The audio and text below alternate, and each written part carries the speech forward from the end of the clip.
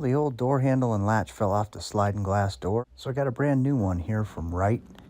A trick to getting the correct handle is making sure that the spacing on the holes that go through the door align the same as the old handle. As far as fastening these two together, it comes with these long screws here, and you're actually going to go down through the inside one, and it's going to thread down into the outside one.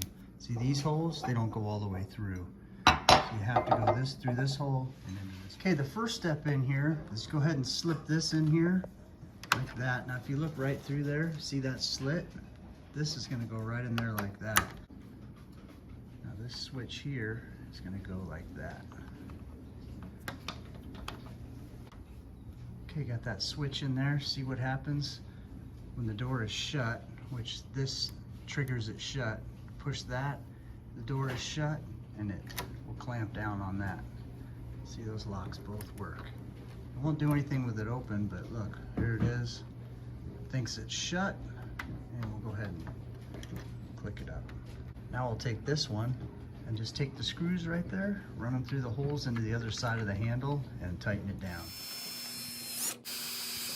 I got a brand new sliding glass door handle with a nice wood handle on it. Very nice. Nice and tight, it's not loose. So what I did is I actually used the old fasteners that came off the door, because the ones that came with the kit were just a little bit too long and it left it a little bit wiggly.